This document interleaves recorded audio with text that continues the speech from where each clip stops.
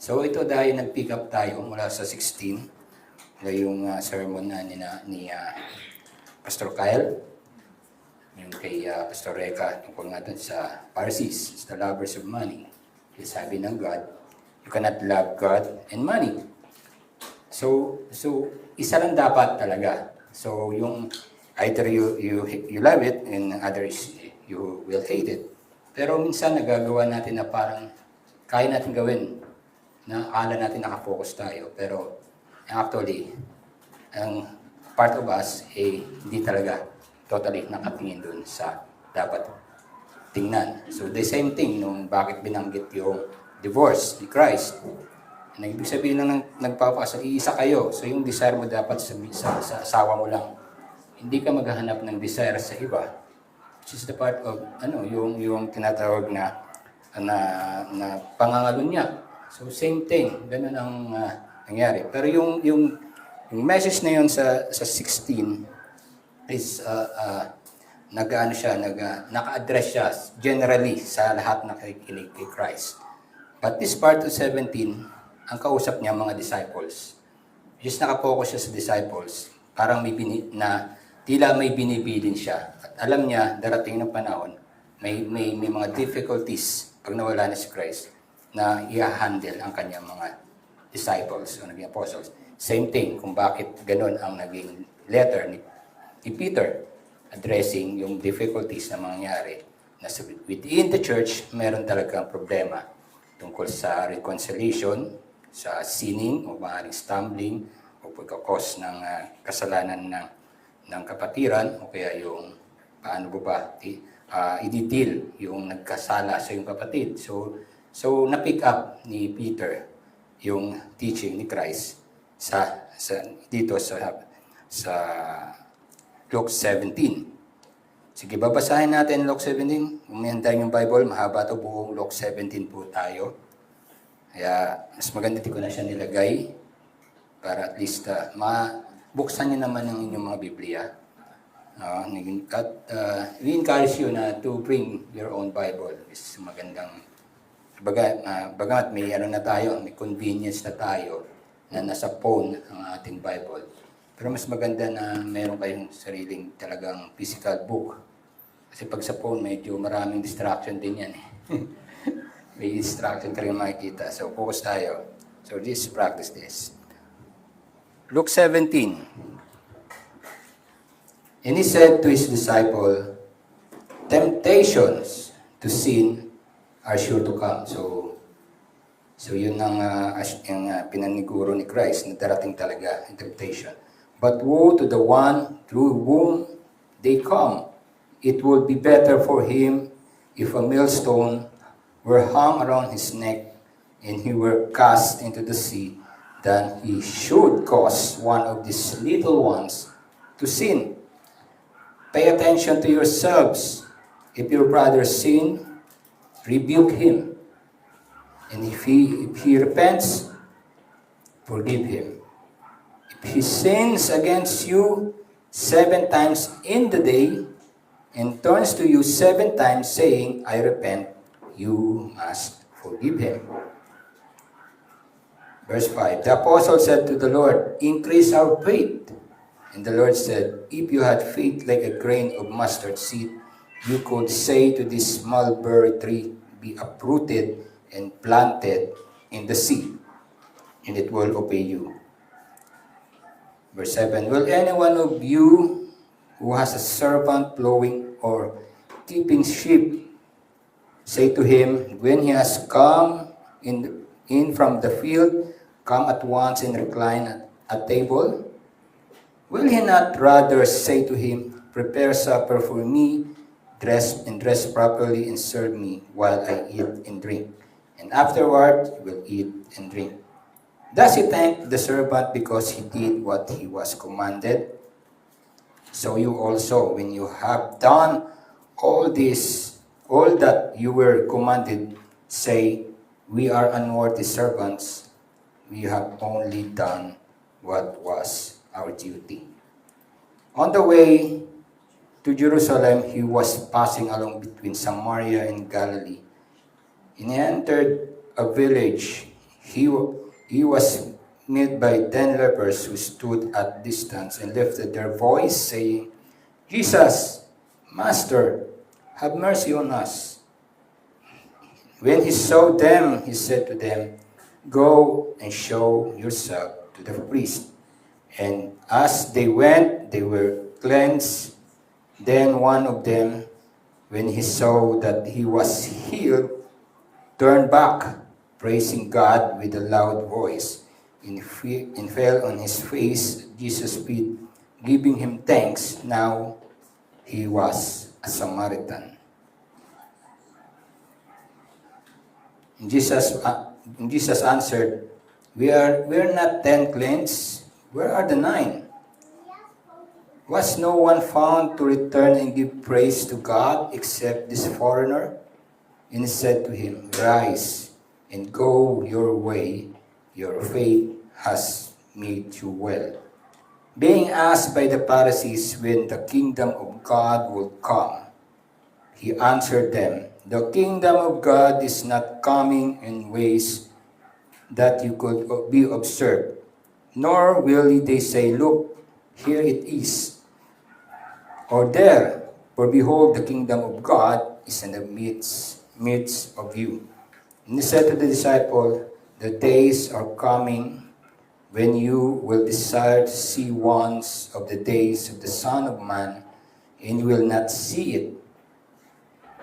And they will say to you, Look there and look here. Do not go out or follow them. For as the lightning flashes and lights up the sky from one side to the other, so will the Son of Man be in his day. But first he must suffer many things and be rejected by this generation. Just as it was in the days of Noah, so will it be in the days of the Son of Man.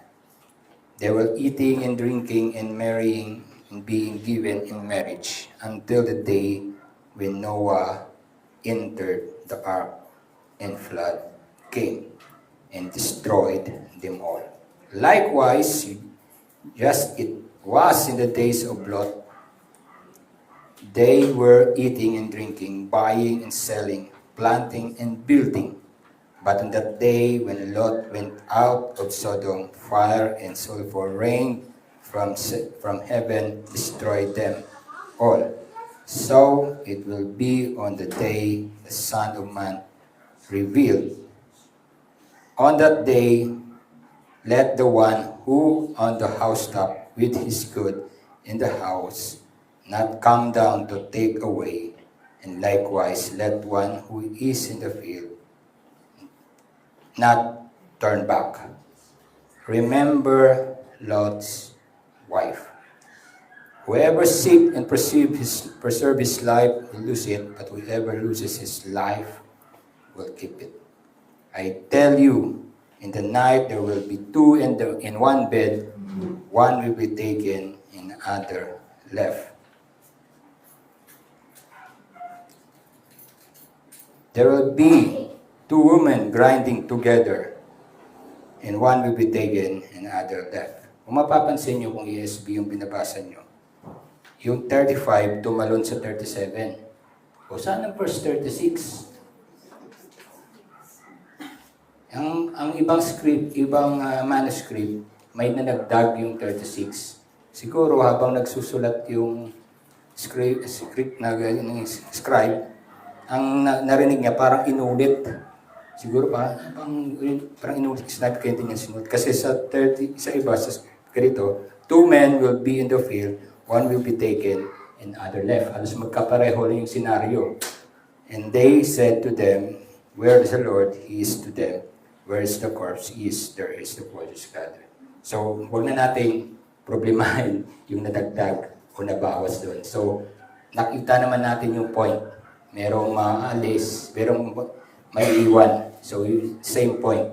So, ang nangyari dito, pagdating ni Lord, about this, kanyang pagdating. So, sa lahat ng mundo kasi may time na natutulog, meron nagtitrabaho. Ibig sabihin, merong sa lugar umaga, sa ibang lugar gabi. So, sabay na may nangyari yun. So, Ganun lang naman ang paliwanag dyan. So hindi naman siya naka-apekto. So yan ang buong chapter 17 ng Luke. And Jesus Christ is talking to His disciples. So naka-focus siya, ano siya doon sa kanyang mga disciples. So yung kanyang concern ay ang mangyayari kasi darating ang panahon sa time na yung offenses, may ma-offend lalo na sa kapatid, is talking about kasi na darating panahon sila ang mga ngalaga sa mga tupa. At alam natin na yung sa loob mismo noon, meron magkakaroon ng problema. So, how they will deal it. Unang binanggit ni Christ is about rebuke and forgive. So, sinabi ni Christ, surely may darating na merong ibang version ang nakasulat ay offense. Iba naman stumbling block. Iba ng temptation. So, something talking about sin. So, sinasabi ni Christ, this sin, how will they affect even inside sa mga kapatiran. So alam natin sa church dapat hanggat maaari ang sin ay naalis. So sabi niya, dahil nakatira kayo dito pa rin kayo sa mundong fallen world, maapektuhan pa rin, may papasok na sins sa inyo. At yun ang pinag-ready nila. At totoo naman kasi yung mga mismong mga apostles niya, di ba, marami ring palpak sila nga kasama ni Christ. Pero may mas malala pang mangyayari. Alam nila yan. Somehow merong paano mag-forgive o paano mag-rebuke. Diba, ang concern ni Peter, sabi niya, maaaring mapahama kayo o i-threaten ang buhay nyo dahil sa inyong pananampalataya. Mismo sa loob, maaaring papasok yung threat. Kaya meron, nung napag-usapan natin tungkol sa church, yung wolves sa loob ng sheepfold. So meron talaga na mangyayari yan. Alam na ni Christ ang ganyang mangyayari. So paano nila i-deal yung mga bagay na yun? So sabi niya, kung ang kapatid mo, Jesus told His disciple that surely temptation will always come and warn them not to cause sin to others. Ito isang bagay na huwag nating hayaan na tayo ang magkukos ng ating kapatid na magkasala. So bakit niya sinabi? Itong mga apostle na to, later on magiging leaders ng church. Sila mga ngalaga. So as a leader, dapat hindi ikaw ang magiging source ng pagkakasala nila. First of all, kasi ikaw yung pinigyan ng task ng mga laga sa kanila. Kasi malamang dahil sa leader ka, kung ano sabihin mo, susundin nila. So ingatan na huwag ikaw mag-cause. And then he also teach them na kung sakaling mayroong naka-offend sa'yo, nakadirect yun sa mga apostles. Alam naman natin na apostle may kanya-kanya rin galit sa kanyang kapwa-apostol pag tinitingnan nila yung may inggitan din yan na nangyayari. So, may naka-offend sa'yo at humingi ng tawad, patawarin mo. So, yun ang kanyang sinabi. At kung kahit na ilang beses sa isang araw siyang nagsasala sa'yo at ulit-ulit naman siyang humingi ng tawad sa'yo, patawarin mo. So mag-iisip ka ngayon, hanggang kailan? So, ang apostle mag-isip hanggang kailan yun? Ang kulit sabi niya, talagang ayaw tumigil Pero malapit naman, pero inuulit niya pa rin So sabi niya, pay attention to yourself. If your brother sins, rebuke him and repents, forgive him. Sin against you 7 times in the day. Sabihin mo, 7 times nagkasala sa iyo. Sa isang araw lang na-offend ka. Dito sa atin isang beses pa lang, asar na asar ka Tapos inulit pa. O, diba? Ano na kaya yun? And turns the 7th times, repent. You must forgive him. So saan ka huhugot ng ganitong lakas na mapag-forgive sila na paulit-ulit siya kang umopen sa'yo? The point of rebuke always and forgiving is love.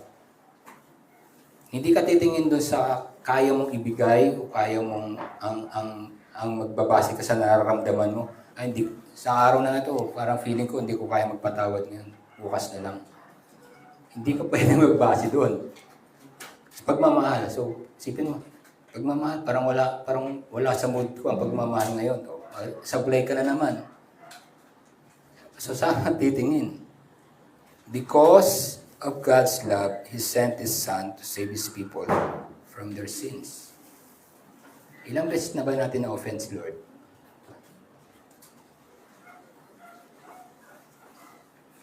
Di ba? Pwede tayong umapit anytime tuwing tayo nakaka-offend. At usually, papatawarin tayo. So, saan tayo titingin? So, doon sa kakayahan ni Lord na tayo ay patawarin. Kasi ginawa niya yun para sa atin.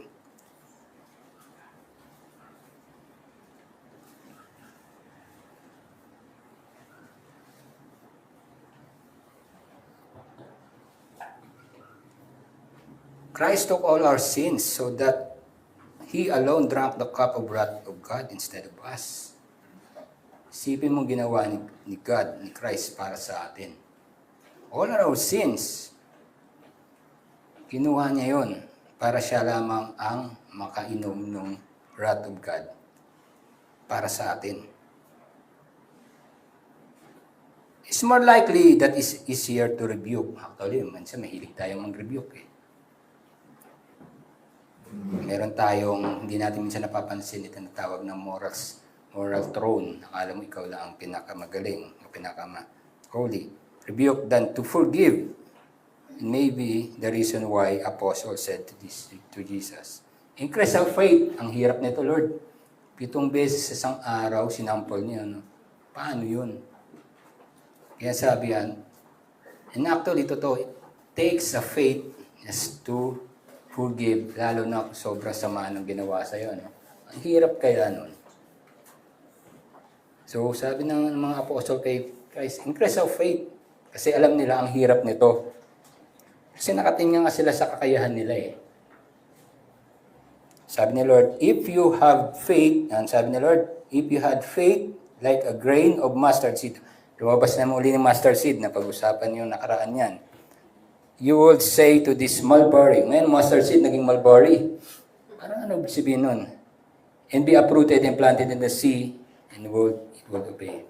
Ang mulberry tree, kahit in-uproot, ay isang malaking puno na sabi daw nila yung root niya sobrang tibay, sobrang lalim, na kaya niya mag-stay yung root niya for about 600 years. So, hindi siya basta-basta mahuhugot. Yung technology natin, maaaring natin magawa ngayon. Pero sa panahon yan, mahirap siyang mahugot. So, parang ganon, sabi niya. Kahit ganitong kaliit. So, he's not talking about gaano kalaki o kaliit yung faith mo. Yung point of our faith, mag-usapan natin yung faith. Yung faith, may object yan. May tinitingnan. Hindi siya pwedeng tumingin to itself. Yung faith, hindi niya pwedeng tingnan yung itself. Para siyang mata. Ito example ng isang mata. Yung mata nakakita. Pero makikita mo ba yung sarili mong mata? Hindi, di ba? Maliban na lang kung titingin ka sa salamin. Pero, reflection lang yun. Hindi yun ang mismong mata. So, anong object ng mata? May titingnan siya. Hindi siya titingin sa sarili niyang mata, kundi titingin sa iba. Same as sa faith. Yung object niya, pag yung object mo ng faith mo, babalik sa'yo, wala talaga yun. So, saan siya titingin? Kay Christ, which is our object of our faith. So, sinabi niya, nang dating na increase your faith, hindi niya sinabi na, sige, dagdagan niyo yung faith niyo. Nandyan na malbar, kahit gaano kaliit. At lalaki yan sa malbar, di ba? Yung mustard seed, napakaliit. Pero pag naging puno, ang laki. The object of our faith is Christ. Kasi ang kausap niya, disciples, di ba? So, yung mga disciples, kaya siya, learners of Christ. natututo sila kay Christ. And this faith, yung Christ, bakit yung object mo yung faith, bakit kay Christ? Even how deep, kaya nga yung Balbari Tree ang kanyang in-example, how deep is the root of our sins. With God's great might, He can uproot it. Siya lang may kakayahan nun.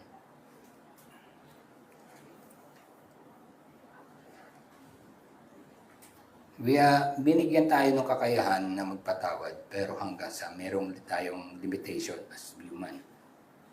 But, kasi, kung doon tayo titingin doon sa kakayahan natin, limited talaga tayo. Kaya napasabi nga yung mga apostle niya, increase our faith. Sinabi niya, saan ba naka-object yung faith niya? Saan nakatingin? Dapat nakatingin lang kay Christ. Siya mismo, tinanggal ang pinakamalala nating kasalanan na pwedeng nating magawa, kaya niyang burahin yun.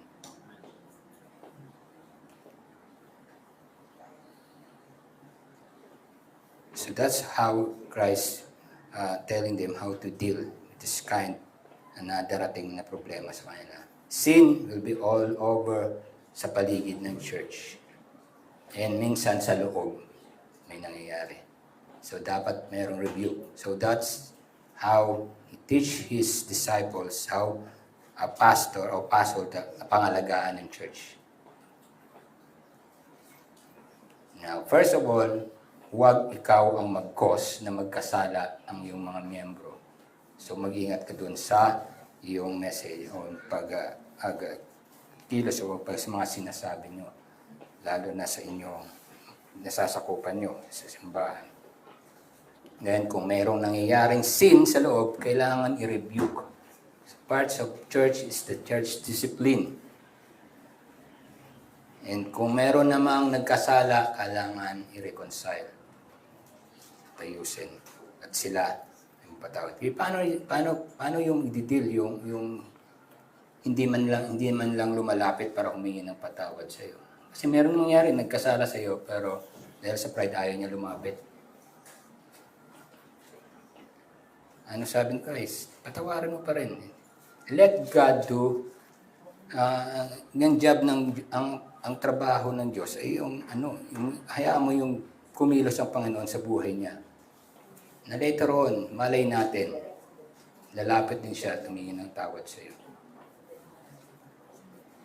So, only say this to rebuke. Need to rebuke. Kailangan may kasalanan ni rebuke. And forgiven. Kailangan i-forgive, mag-forgive ka. We are cleansed from our sin with the precious blood of Christ. And that's why we look to Jesus, what He had done just to forgive us. Ano ba niyang ginawa? Kaya mo bang ginawa niya para lang tayo patawarin? Hindi natin kayang gawin yun. Kaya nga ginawa niya yun para sa atin.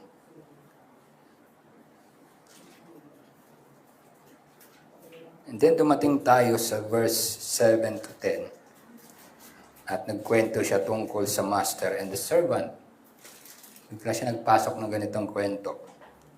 Will anyone of you has a servant plowing or keep sheep, say to him, when he has come from the field, come at once and recline at the table.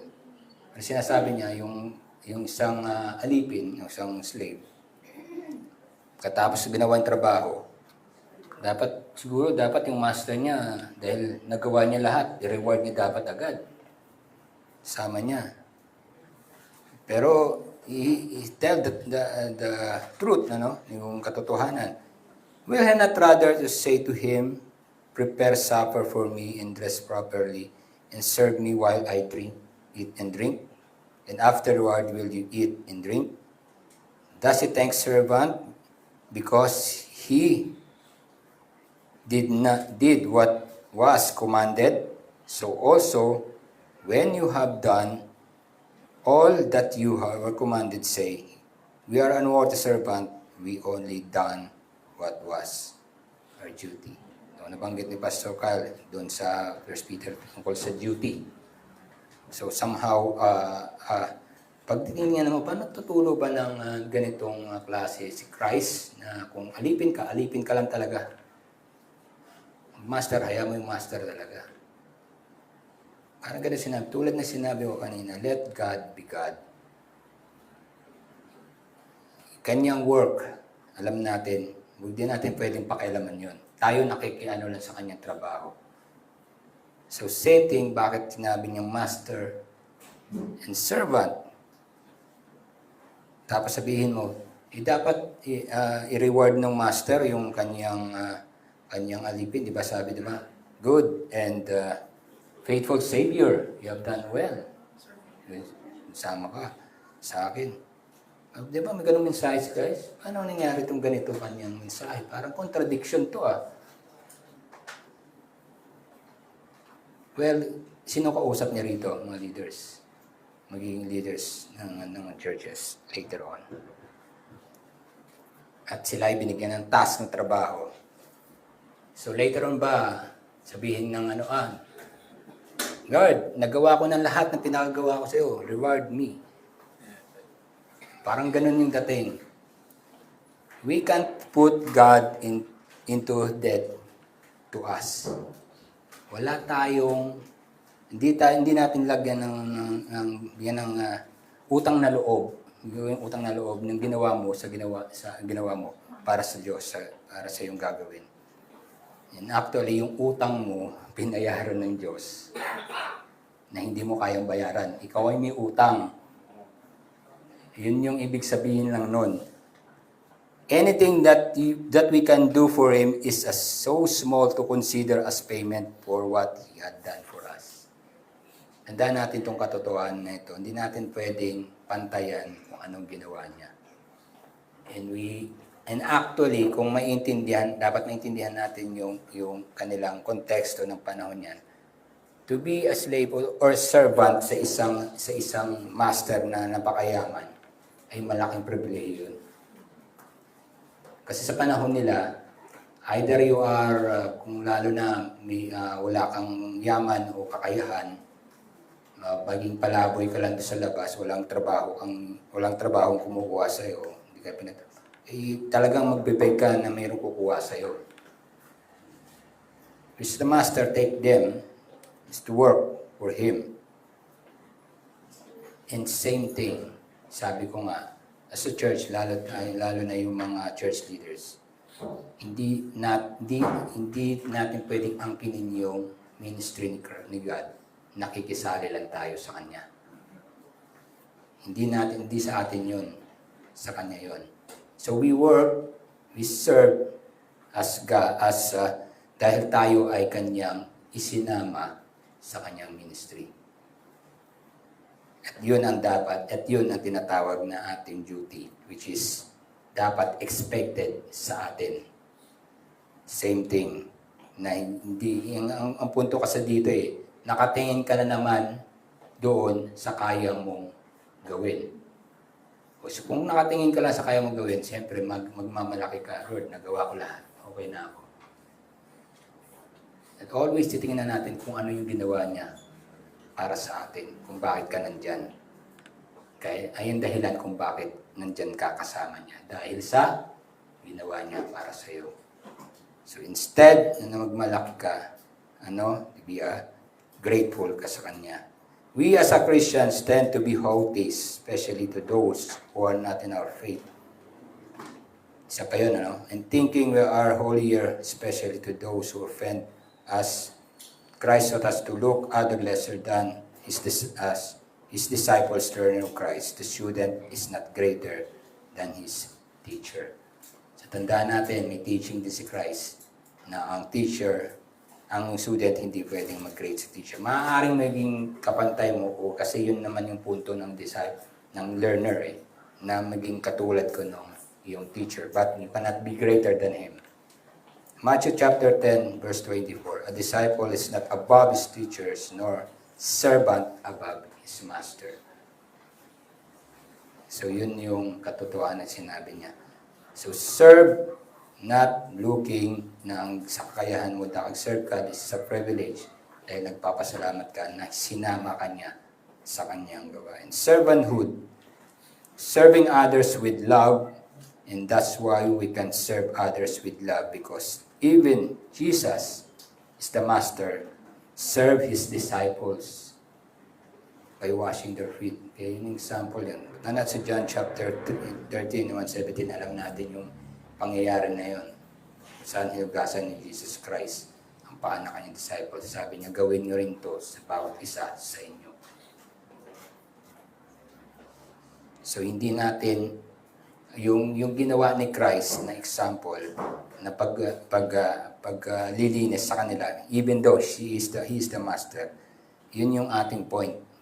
Siya nga mismo, ating master, pinagsilbihan tayo. Anong dahilan natin para hindi natin pagsilbihan ng ating Panginoon?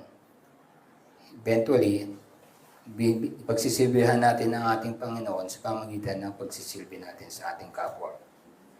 That's how a good binigyan niya ang kanyang mga disciples na someday pangangalagaan nila ang tupa na ibinigay sa kanya. So this teaching. And then we teach about humility, honest servanthood and humility. Christ leave his throne and took the form of a slave like us. He is a servant. Matthew chapter 20, verse 26 to 28. It shall not be among you, but whoever would be great among you must be your servant. And whoever would be the first among you must be your slave. Even as the Son of Man came not to be served, but to serve, and gave his life as ransom for many.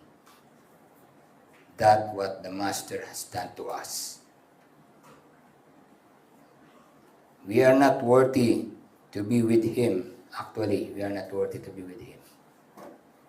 But he took us. We are not worthy of his goodness, but he saved us.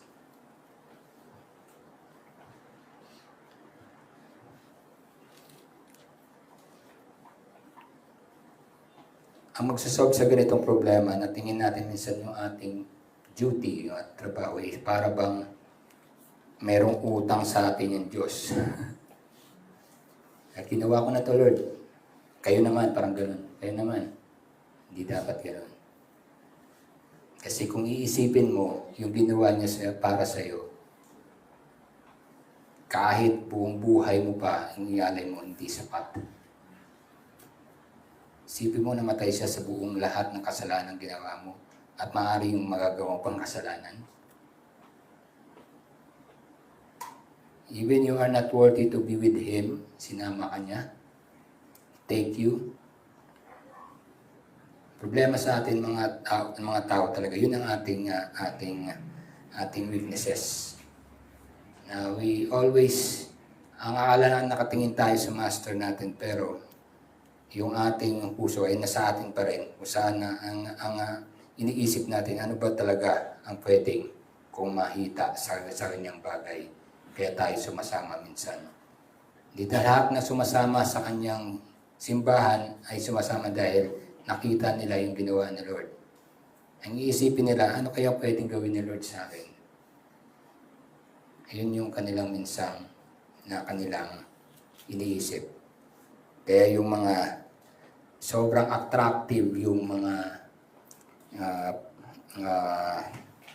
yung gospel na prosperity gospel, kasi ang daming pinapangako pag sumama ka ganito. Hindi naman yung ganun na sinabi ni Lord. Ginawa niya na nga lahat eh. He has done. So ano pa bang hihingin mo? So, ganun po, iniisip niya, hindi lahat ng papasok ay ganun ang kanilang isip. So, he's teaching about servanthood and humility. Saan natin titingnan yan? Hindi sa atin. Again, ang servanthood, saan tayo titingin na example? Kay Christ again, in servanthood ni Christ. Kahit siya isang hari, he act as a slave para sa atin, para tayo pagsilbihan.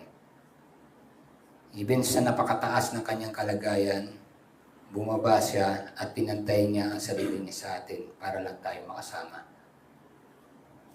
So, hindi ka pwedeng magmalaki sa harap ng master mo.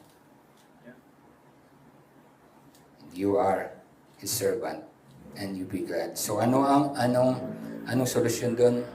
What's the proper response to this? Gratitude. Pero, very odd yung example ng gratitude ko.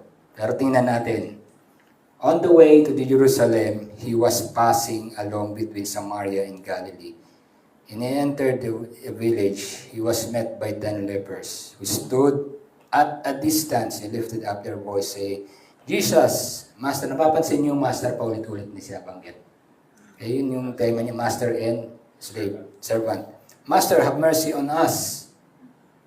When he saw them, said them, Go and show yourself to the priest. And they went, they were cleansed. Isipin mo 10 lepers, kasi ito, natin, yung tsura niya.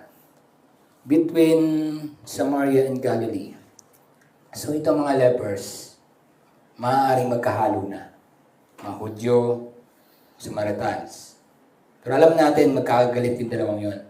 Pero may the same thing yung kalagayan nila sa lepers. Wala silang pwedeng ipagmalaki sa bawat isa. Uy, mas malinis ako. Hindi, pareho lang kayong may sakit. Hindi ka pwedeng magmalasabi niyan. Mas malala sa'yo. Hindi, pareho lang tayo. Kaya nga, iisang lugar lang kayo eh. So, ganun ang mangyayari. So, wala silang magawa. Kaya tinawag silang master. Once kumawag ka ng master, ibig sabihin, dapat kung ano sinabi niya, susunod ka. Sumunod sila, go. Isipin mo, hindi pa sila pinapagaling, pero pinapupunta na sila. Kasi on the way sila pinapagaling ni Lord. So, isipin, sumunod talaga sila. At least, I can see na may faith sila to sunod. So, sumunod sila. Go and show yourself to priest. Hindi sila nagintay. Nagsabi, oh, Lord, pagaling niyo muna ako.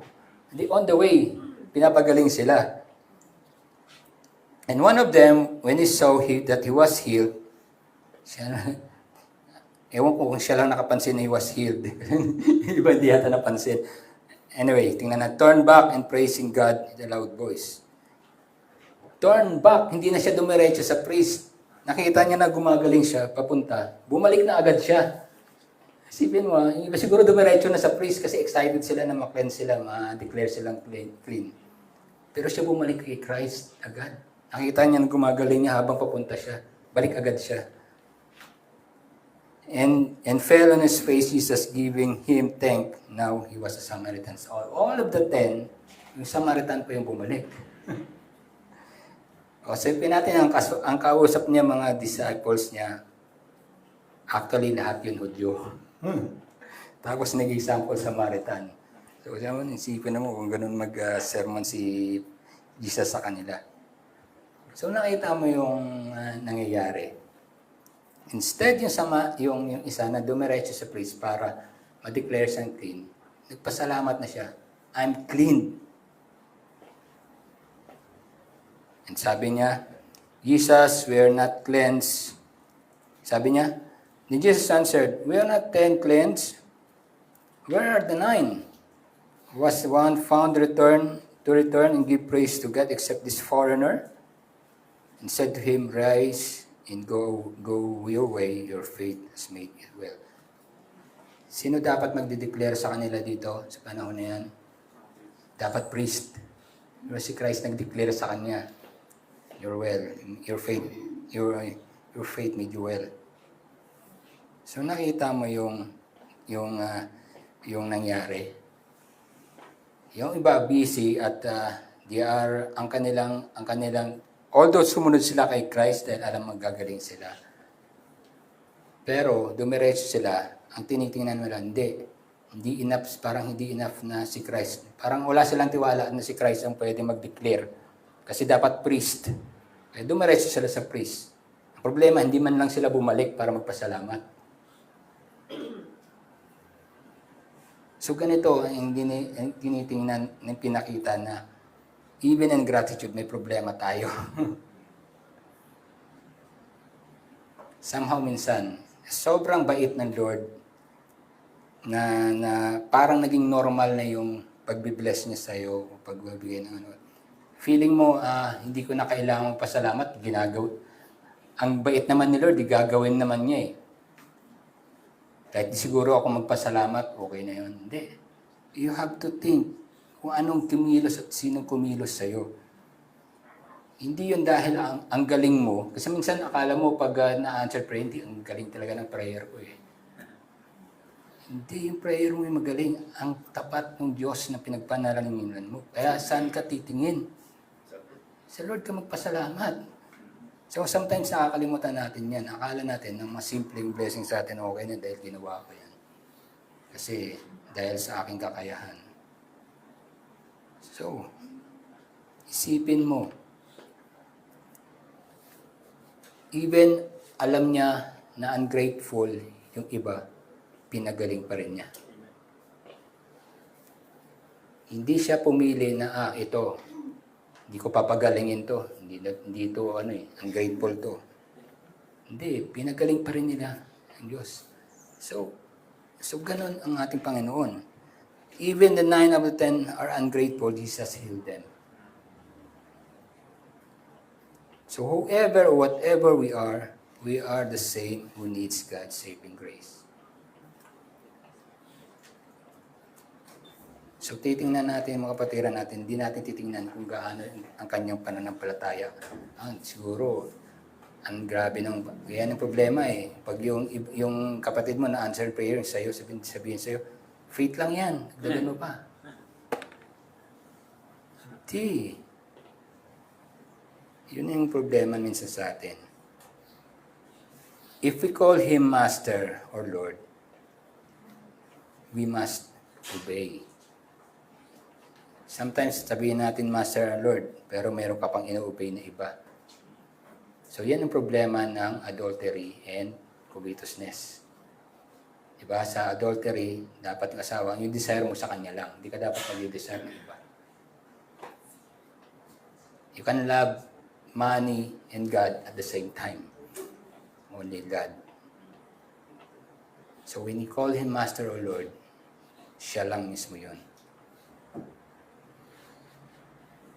Being grateful is looking for what the Master did for you and responding to it.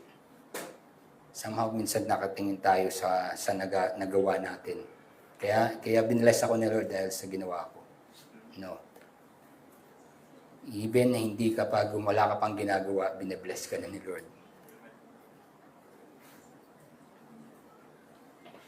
So, ngayon ang natin, ang dapat na maintindihan, Somehow, ang nais ituro ng Panginoon sa atin. Pang-apat na punto, yung the king, yung part is the king in his kingdom. Verse 20 to 37. Being asked by the Pharisees when the kingdom of God would come, he answered them, the kingdom of God is not coming in this way, in ways that can be observed, nor will they say, look, here it is, or there, behold, the kingdom of God is in the midst of you. So, anong aasahan mo sa Pharisee na makita si Christ as a king? They are lovers of money nga eh. Diba? Sinabi na sa 16. They are lovers of money. So, looking for the kingdom, nakala nila isang kapangyarihan na kaya nilang ipwesto ang sarili nila to be in power. No. Ito ang problema nila. A king assumed as a slave of a kingdom of God for the outcast and the needy of the world of the rebellious generation. Panahon na yan, parang hirap nilang i-imagine na si Jesus Christ na sa harapan nila ang magiging king. Wala man lang royal blood to eh. Anak lang to ng karpintero eh. Pero laging binabanggit ni Christ tungkol sa kingdom of God na darating, na sa harapan nila ng hari, hindi nila makita. Kasi nga, they are lovers of money. Hindi talaga nila makikita yan. And this said to the disciple, the days are coming when you will desire, although we are desired to see one of these of Son of Man, and you will not see it. Pinatotohanan naman ni Christ. Naghahanap kayo ng Son of Man. Hindi makikita. And they will say to you, look there and look here. Do not go out or follow them. Panahon na yan, maraming nag-assume na Messiah bago pa dumating si Christ. Marami na yan. Kaya, katotohanan din sinabi ni Christ, maraming nagsasabi siya ang Messiah, pero hindi naman talaga siya. At nangyayari talaga yan. For the lightning flashes like and lights up the sky from one side to another, to the other, and so will the Son of Man be in his days. Pero sinabi niya, malalaman mo ba saan tatama ang kidlat? Hindi, biglaan na lang yan. So wag nyo na pagsayangan ng panahon na kung kailan siya darating. But the first he must suffer. Ito yung pinaka-visible sign na makikita dapat nila na expected na mangyayari. But first he must suffer many things and be rejected by this generation. And actually, nasa harapan niya ay nagre-reject sa kanya. Parang sinabi niya, itong mga Pharisees, sa mukha mo lang mismo sinasabi na nila. So sinasabi niya sa kanyang mga disciples, ganito ang mangyayari. I-reject talaga nila ako. Just it was the days of Noah. Sinampulan niya sa Noah. So it would be the days of Son of Man. Diba? Ilang beses nag-warning si Noah na about sa darating na flood, pinagtatawanan lang nila si Noah. O ba? Patuloy sila sa kanilang buhay. Nagtatawa nila, isipin mo na, ba't ka gumagawa ng barko sa itaas ng bundok? Ganun yung kinatatawa sila. Hindi nila nagets at sila ay nagpatuloy sa kanilang ginagawa. So it will be the days of the Son of Man. They were eating and drinking and marrying and being given in a marriage until the day was Noah entered the ark and the flood came to destroy them all. Question, parang may binabanggit dito tungkol sa second coming ni Christ, di ba? Ang sinasabi niya. Pero ang alaman natin dito sa atin na usually sa malalim sa Christians, mayroong tribulation muna na mangyayari bago dumating si Lord. Pero sinabi niya, we are marrying, normal ang buhay eh. Parang walang tribulation. Nagsasayahan sila. So, sinasabi naman niya, do not look for those signs kasi, andyan yan, may mga signs na makikita, pero hindi mo alam kung exactly kung kailan. Nasa harapan na nila yung sign. Si Christ nandyan na, mga nangyari niyan. Nandyan na yung kingdom. Kasi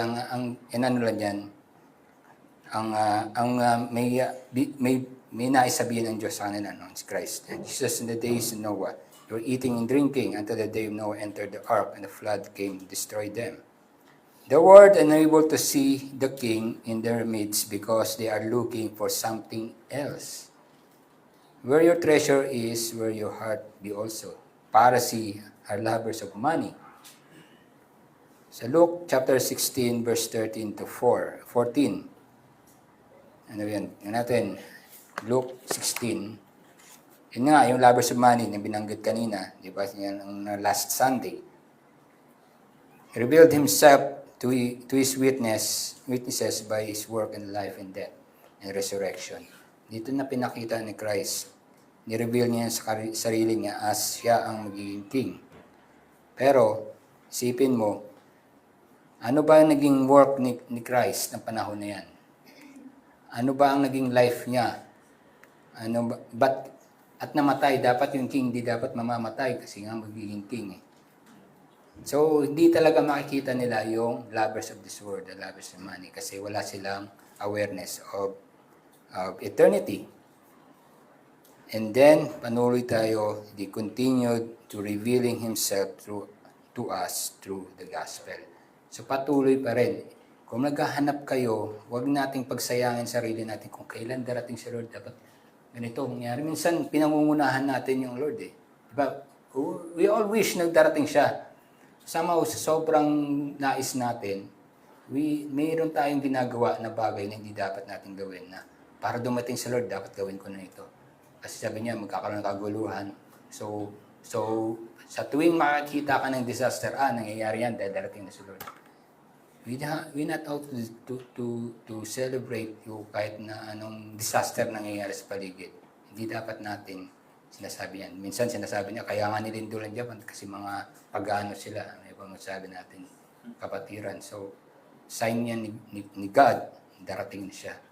So, iba yung tingin natin. So, instead, we are, hindi dapat natin nagmumon tayo sa nangyayari. Most likely, parang gusto pa natin i-celebrate yung nangyayaring disaster sa ating iba. Instead, na we are mourning them. Alam natin, sabi ni Christ, na darating ng panahon na mangyayari yun. Kaya sabi niya, sa mga kababayan, iyakin niyo ang inyong mga anak. He not tell us to celebrate sa nangyayari sa kanya. Magsa-celebrate tayo pag dumating na siya. Yan yung time to celebration. Minsan, pinangungunahan na natin sa sobrang, alam natin gusto natin dumating sa Lord. Pero this time minsan, may mga bagay tayong nagagawa na hindi na dapat ginagawa. His promise is so certain that we don't need to know or where, just like how God was so faithful from the beginning of the creation. So yung ating hope at ang ating basihan ng ating pagdating niya, yung kanyang promise na darating siya. Either kung kailan man yun o hindi, ang trabaho natin i continue to anticipate na siya ay darating. So remembers Lot's wife. Isa sa maigsi rin na verse 32. Namat natin may pinakamaigsi pa rito. Remembers Lot's wife, but parang hiniwalay ito, ano? Ano ba nangyari sa wife ni Lot? Parang sinasabi ng mga si Lot ay almost there. Nandun dapat maliligtas ni kaso lumingon pa eh. Parang nawala. Sabi ng isang theologian, ito ang isang worst daw ng mangyayari sa iyo as ang dapat ay nandun ka na sa gate of heaven, konti na lang hakbang papasok na, lumingon ka pa at bigla kang bumagsak. Parang ganoon nangyari. Nandun na maliligtas na dapat kaso tumingon pa eh.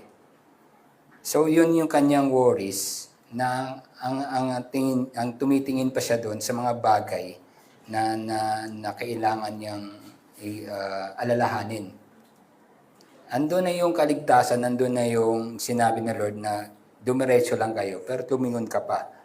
So yung trust mo, hindi fully trusting sa gagawin ni Lord sa iyo. So yun ang naging problema doon. The kingdom of God is already sent His word. Pinadala niya na yung word, and we will respond for allegiance or hostility. Yun ang point ng calling ng kingdom of God. Either you are hostile or tayo ay magipag-allegiance sa kingdom of God. He is so patient enough that we still alive today. He is so good enough to keep us calling. Patuloy tayong tinatawag.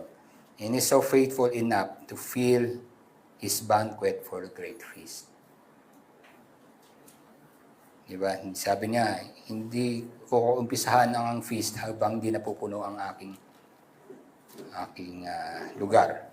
So, this is how God is keeping us na manatili tayong buhay at nanatili ang patuloy tayo na ginagather niya. Kasi hindi pa siya tapos. At alam niya na lahat kailangan matipon niya yung mga para sa kanya bago siya darating.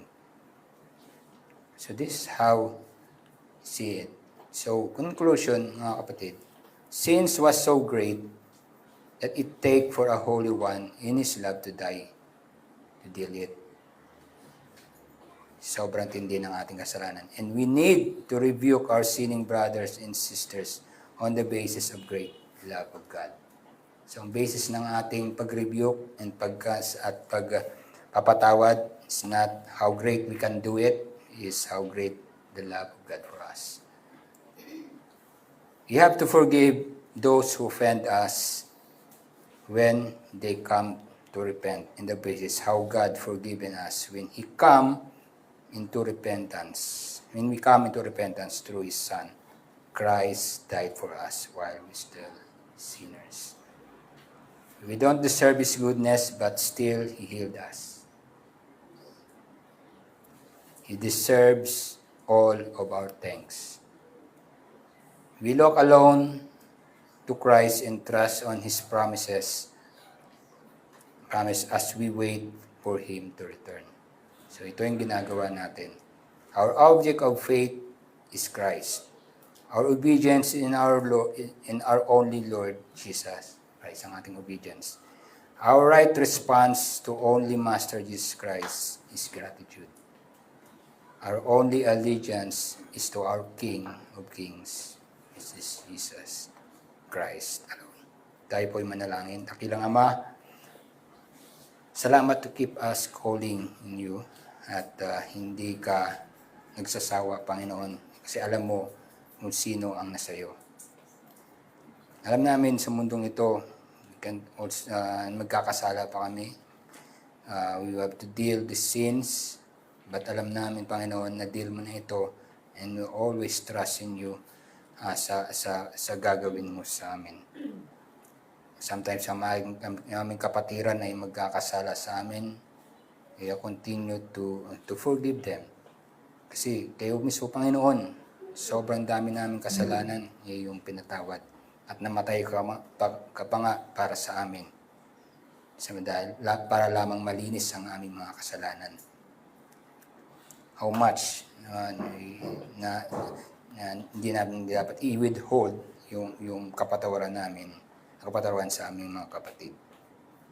At yun din, Panginoon, ay patuloy mo kaming turuan na maging magpagpasalamat na kami iyong isinama sa iyong ministry, isinama sa iyong kawan, at we do to serve you with gratitude kasi ito ang tamang respond. We serve one another as one church.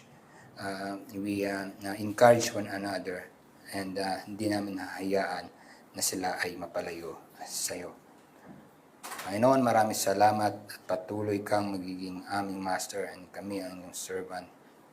But you know na ikaw ang aming Lord, ikaw ang aming King, and no one other else. Sometimes, ang aming sinful nature ay patuloy na aming nagpo-fall into it. Pero Panginoon, binigyan mo kami ng pagkakataon to ask for forgiveness at lumapit sa inyo.